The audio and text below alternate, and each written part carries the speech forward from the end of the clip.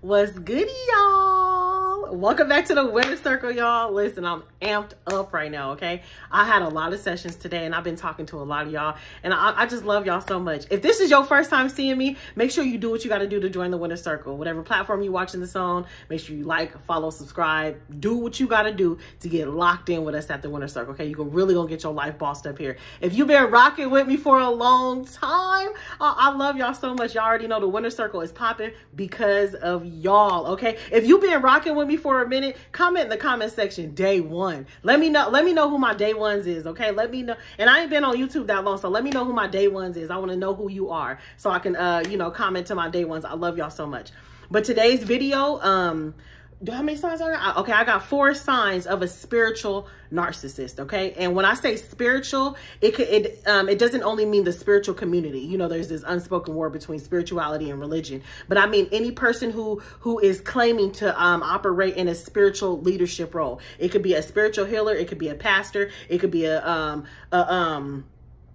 psychic, it could be a yoga teacher, it could be a deacon at a church, it could be a priest, anybody who's playing a role to a leadership role in the spiritual community that's supposed to show you, guide you, catapult you, lead you into your next level, into your next elevation, your next level with God, getting right with God, walking in your gifts, whatever, you know what I'm saying, whatever you want to call it. So when I say spiritual narcissist, it doesn't mean just for the spiritual community. It means spiritual leadership, okay? So I just had to put that out there, okay? So we finna get right into it. This one might get a little bit hot and heavy. I might get a little bit passionate on this one, okay? Because there's some frauds, there's some phonies out there, and I'm about to put them on blast, okay? So 4 signs of a spiritual narcissist, okay? And the first one is they use spirituality, they use their position in a church, their position in a congregation, their position as a healer, to make it seem like they're holier than you, to make it seem like they're holier than thou, to make it seem like they know more than you. They might come off one way like, oh, you know, I love people and this, and I'm here to help people, and I'm for the people, and I'm for healing, and I'm for this, and I got your best interest, I got your back. But then you get to know them, or you meet them behind closed doors, and it's the complete opposite. They're a liar, they're a manipulator, they play on people's emotions, they swindling people. They're very, they tricking people. They playing mind games. They're being very deceptive. That's a spiritual narcissist for you right there, because they're using their position of power to in a sense control somebody else, in a sense make other people feel like they got the keys, they got the tools, they have the answers in life, but behind closed door, they ain't nothing but a raggedy motherfucker. They ain't nothing but somebody you'd be like, ugh, if you didn't have that title, I wouldn't even never got to know you. They probably the type of person without that title, without that that platform, without the clout that they have, you probably wouldn't give them a time of day.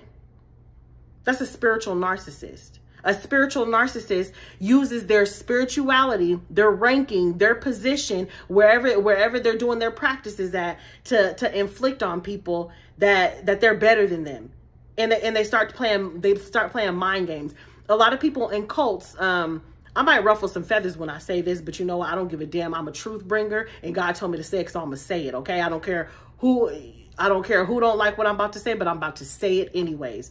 There's a lot of people, you hear the word cult, and especially in religion, if you grew up heavy in religion, you know, oh, a cult is this, and, you know, we don't like the word cult, but religion is cult as well. Any kind of organization, man-made organized groups, anything man-made where you're following one person, putting one person on a pedestal, and that one person seems to have all the answers, and they're not igniting you, they're not lighting your spirit, they're not helping you step into your God energy. They making it seem like they got access to some kind of higher power that you don't have access to. They're making it seem like they just superior than you are, because a real one is going to remind you of who the fuck you are. Like I always tell you, know who you are. I'm here to tell you who you are and help you wake up to who you are. Help all you chosen ones wake up to your natural born abilities. Help all of you chosen ones step into your spiritual gifts. But anytime somebody make it seem like they got access to some kind of higher power, some kind of hierarchy, some kind of ranking system that you don't have access to, that's a cult. I don't care what you call it. I don't care if you call it Christianity, Muslim, really. Anytime you putting somebody up on a pedestal and they making it seem like they better than you, they making it, and they complain on your emotions with that, and you fall into like a slave-minded mentality. Oh, I gotta listen to what they say. Oh, I know they know what's best for me. Oh, and you don't know who the fuck you are. That's a cult. It don't matter how you titled it. It don't matter how you look at it. Any kind of man-made organization, man-made group, putting a man on a pedestal is a cult. It don't matter what you title it, okay? But that's the first sign of a spiritual narcissist. They're using their spirituality, they're using their rank, they're using their position, they're using their platform to come off one way, to make it seem like they're for the people, to make it seem like they have everyone's best interest, to make it seem like they're just they're operating with so much love and light. Not like you. If you on my channel, if you're a part of the winner circle, I know you operating out of love and light and you have people's best interests. But a spiritual narcissist, they're going to come off that way. But behind closed doors, they're some of the nastiest people you know. And it's very two-faced. It's extremely two-faced. If you know somebody who are on one side of the coin, they all spiritual, they happy, they this, they that, they leading their congregations, they doing this, but behind closed doors, They a complete devil. They a goddamn demon. It completely two-faced it. That's a spiritual narcissist. And I'm not saying that people who are in leadership roles are not allowed to be grumpy or irritable or that they're a perfect person. I'm not saying that. But if you know for a fact that this person is manipulative, they swindling, they conniving, they sick in their head, they play on people's emotions, they prey on people's weaknesses, that's a spiritual narcissist. Okay? That is a spiritual narcissist, using narcissism and spirituality, putting it together and really honing in on those people who are looking for truth, who are looking to be awakened, who are looking for answers, who are looking to have a better relationship with God. That's a spiritual narcissist, okay? Let's move on, y'all, because I could get real hot and heavy on this topic because it'd be a lot of frauds. Man, comment in the comment section. It's some frauds out there, y'all, because it'd be a lot of frauds out there. Be careful, y'all. It'd be a lot of frauds. And if you ever booked a session, man, book a session with me. Y'all know I'm a life coach and I'm a truth bringer. If you ever booked a session with me, leave me a comment in the comment section and let them know that in the sessions, your entire soul gets fed. You literally get catapulted to the next level. And that's it. That's something that you want to look for. You dealing with these spiritual leaders, these spiritual guidance, these preachers, these pastors, these priests, these deacons, if they're not feeding your soul to where you leave with substance, it ain't it. It ain't it. It ain't it. But number two, you guys, the second sign of a spiritual narcissist is they use terms like, oh, you're my soulmate, you're my twin flame, you're this, you're that. They use those terms to keep you in bondage with them. Now, let me put a disclaimer out there. Do I believe that there is a such thing as like twin flames and soulmates and all, and people have soul ties and all that? Absolutely. But, excuse me, but when somebody is capitalizing on that for your demise, you're dealing with a spiritual narcissist. And that might look something like this, like, oh, you my soulmate. And we were sitting here together in this lifetime, but we got to help each other heal these karmic lessons. So you can't leave me. This is just a part of our journey. I know I'm toxic. I know I'm this, but you can't leave me. We're helping each other grow. We're helping each other in karmic cycles and da-da-da-da. That's what that might look like. You do not have to subject yourself to unfavorable treatment, to intolerable treatment, to being disrespected, verbally abused, physically abused, emotionally abused for the sake of a soulmate or being a twin flame. Absolutely not.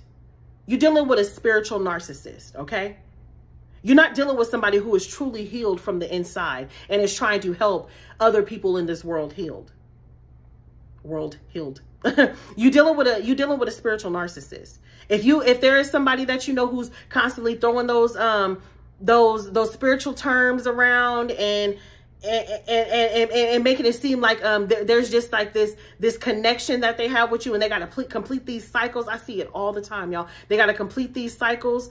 They got to complete these cycles with you. They got to Let me know in the comment section if you know what I'm talking about, because what I'm getting right now is some people, it might be foreign. They might not know what I'm talking about, but there's a lot of you guys who know exactly what I'm talking about. Okay, so let me know in the comment section and let other people in the Winner Circle know exactly that you know what I'm talking about. Share your experiences, okay? Because this is real life stuff. Share what you are experiencing. Share what you're going through.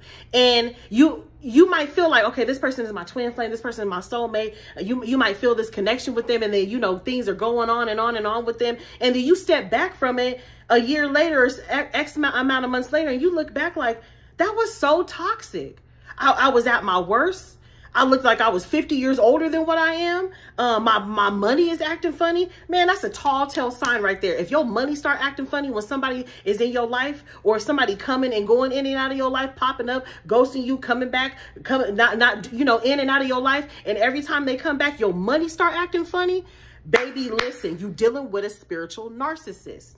If your money start acting funny, and even if they not spiritual, or even if they not, you know, working on their personal growth and development, or whatever, if it's a toxic ex, a boyfriend, a girlfriend, a teacher, a friend that's coming back in your life, anybody who coming back in your life, and every time you start hanging out with them, every time you giving them another chance, every time you start entertaining them, you start to see, okay, you bringing chaos, you bringing confusion, you causing me more questions than answer. Your money start acting funny. You dealing with a spiritual narcissist. And some of these people don't even know that their actions are first hitting people in the spiritual realm, then the physical realm. You're dealing with a spiritual narcissist, okay? Especially when your money start acting funny, because money is not everything, but money is a tool that God gives us for us to live an abundant life. And a huge way that that demons try to attack chosen ones is preventing you from stepping into your abundance. And money is only one form of your abundance. So, and it tends to be a higher form of abundance. So if your money is acting funny every time somebody show up in your life, baby, you're dealing with a spiritual narcissist. Take note, pay attention, pull back, and reevaluate the situation and see if this is something that you need to continue to entertain. See if this is something that you need to continue to move on in your life, okay? Now, let me put another disclaimer out there. There's definitely people that you have soul ties with. There's definitely people who might be your twin flame, who might be your soulmate, and you guys trigger growth inside of each other. And there's nothing wrong with that. That's a normal thing. But you know that at that person's core, they're a good person. At your core, you're a good person. And you're just simply learning things from each other. You're simply learning, you know, they might say something to you and you learn something about yourself, like, why did I respond to that? Or why did I let that happen? Or they're learning stuff from you. You're teaching them other stuff and they're growing. They used to be a little bit toxic, but now they're cleaning up their ways because you came around and they're growing, and vice versa. That's normal. That's a gift from God. When two people are catapulting each other and igniting each other into growth. That's different from dealing with a spiritual narcissist who's capitalizing on these titles and making it and using these titles just to keep you under their control, just to keep you under their, you constantly looking to them for knowledge and answers because they your twin flame or your soulmate, quote unquote. They're just using these titles to keep you under their wing. If you start to feel too much chaos, you start questioning things, there's a lot of confusion going on, and your money start acting funny, you're dealing with a spiritual narcissist, baby. It is not a gift from God. It is not a gift from God. And again, God does send people into your life who is truly a gift from God, who could be a reflection of you, to where, okay, I see this person is just like me, and they're helping me see my toxicity. They're helping me see my weaknesses. They're helping me see where I need to be stronger at. That's a gift from God, because ultimately it's providing substance to you. You're growing, you're strengthening yourself, and you're catapulting into new levels, into new dimensions, into new heights. That's a gift from God. Not somebody who's using these titles and you feel more depleted and more diminished and more down and more confused. You're dealing with a spiritual narcissist, okay? Number 3, you guys, the third sign of a spiritual narcissist is they use, I don't know how to pronounce this right. I think I said Hayokasa. Okay, I'll skip that part. But they use like meditations and yoga and all these spiritual practices that they do. They use those as a flex. Well, I meditate. Well, I go here and I go to Bible study three times a week, and I do this and I do that, and I'm a part of the choir, and I go to yoga, and I go to and I go get acupuncture while they play music at the synagogue. If they're constantly flexing that on you, you're dealing with a spiritual narcissist, okay?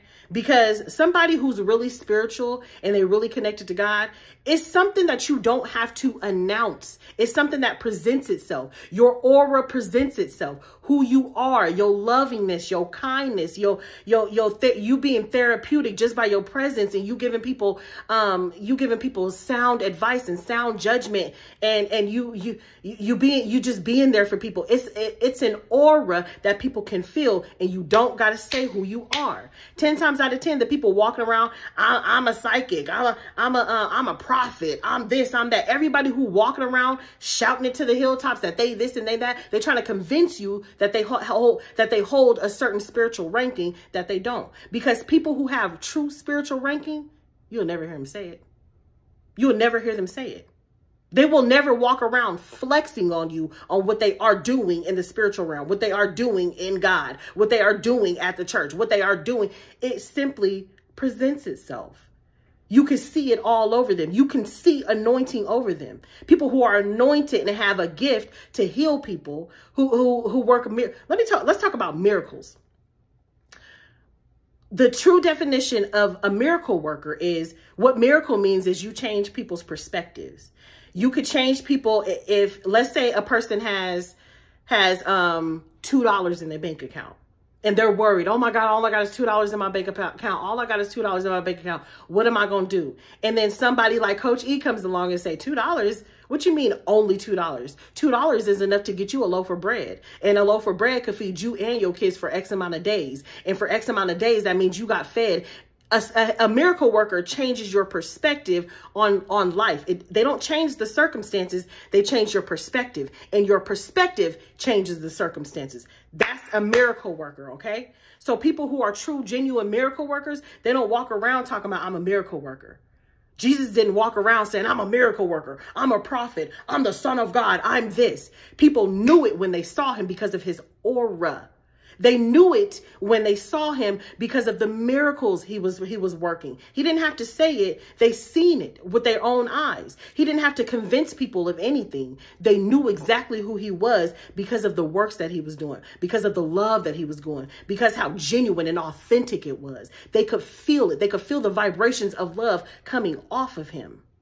Okay. So if you got people in your face trying to flex on you, I'm this, I'm that, I do this over here, I do that over here, I do this for practices. Shut up. Because spirituality is a personal thing. Personal growth and development is a personal thing. Personal growth and development. It's an individual thing personally with you and God. It's not something that you walk around flexing and announcing. So if you see those people walking around, you got somebody in your life trying to flex on you, talking about they do this and do that, making it seem like you're not doing enough. Woo, making it seem like you're not doing enough. You're dealing with a spiritual narcissist. Tell them to go have several seats. Don't nobody give a fuck what they're doing. All they doing is running their mouth as far as I'm concerned. Come in the comment section. All they doing is running their mouth. People who are real miracle workers, people who are real healers, people who are really operating in their God-given gifts and talents, people who are really doing the work that God called them to do. It's not something that they have to announce or convince you that it's the real deal. You see them, you see the substance in their life, and not only do you see it, you feel it. It aligns with you. There's synchronicities. And if you hear a part of the winner circle, I know for a fact that you are synchronized with the things that I talk about, because I'm talking from experience. So you too can feel that experience. You're synchronized with it. It's not something that I'm just saying and you're like, oh, that's interesting. No, it's hitting home because you too feel it. It's hitting home because you too experience it. It's hitting home because it's real life. Okay. So again, if you got somebody walking around flexing, I'm this, I'm that, spiritual narcissist. Okay. Tell them to have several seats because they fake, they fraud, and they're phony. Okay. All right, you guys, the fourth one. The fourth sign of a spiritual narcissist, and a lot of the times this could be This could be really found in churches. This could be found in churches, organizations, big groups, in any type of organized thing, any type of man-made organization. Okay. When you go to these churches, to these groups, to these healing ceremonies or whatever, and you feel more depleted when you leave than you did when you came. And you came for healing. You came for answers. You came for tools. You came for knowledge. You came to be restored. You came to be revived. How many times you go to a revival and you leave feeling depleted? And what that could look like is you leave with more questions than answers, or you leave condemning yourself. I need to stop drinking. I need to stop smoking. I need to get like sister so-and-so. I need to get like deacon so-and-so. How did they get in this position? They must be holier than me. I need to stop doing this. That's condemning yourself. Because what's happening is these places, without saying it, they have a ranking system. They'll never say it, but you feel it inadvertently puts you in competition with others. Okay, you have deacon this and so, and all of these people being put on pedestals. And so you leave trying to compare yourself to them. You compare, well, what are they doing that I'm not doing, that they got promoted to being a deacon? What did they do that I'm not doing? And sister so-and-so got to speak today, and brother so-and-so got to organize, Well, how come not me? Anything that has a ranking system, again, you got to read between the lines. They're not saying there's a ranking system, but visibly there's a ranking system. Anything that has a ranking system automatically puts you in competition with others, automatically depletes you from your calling, automatically depletes you from your gifts, automatically depletes you from your self-love, your worthiness, your respect, automatically takes you away from your true knowing of who the fuck you are. If you leave from any church, any organization, condemning yourself, wondering why not you, wondering how this person got over here, wondering coming down on yourself, you don't feel empowered. You don't feel uplifted. You don't feel like your soul has been fed. You don't feel like your soul has been moved. And sometimes this could be a little bit tricky, because sometimes you go to church, you be like, oh, that word was good. And it might be good, but if you cannot literally, physically apply it to your spirit, apply it to your life, to where it's substance, to where you can physically apply it and move on and move with progression, there is no anointing there. And I'm just going to keep it real. If there's no substance to where you can literally apply to your life, and you visibly see that you have catapulted to a new level, spiritually, energetically, mentally, emotionally, financially, you have not catapulted to a new level. You cannot use the words that they're saying, the lessons that they're saying, the messages that they're saying to broaden your awareness, to broaden your horizons, to get you and your family to the next level. There is no anointing there. Compared to my videos, when you watch my videos, you can literally take what I'm saying as food for your soul and elevate to the next level. Elevate your mind, elevate your consciousness, elevate your awareness, elevate your finances. If there's no substance in what they're saying to where you can physically see that you have elevated, there is no anointing there. There is no substance there. Motherfuckers is just hooping and hollering.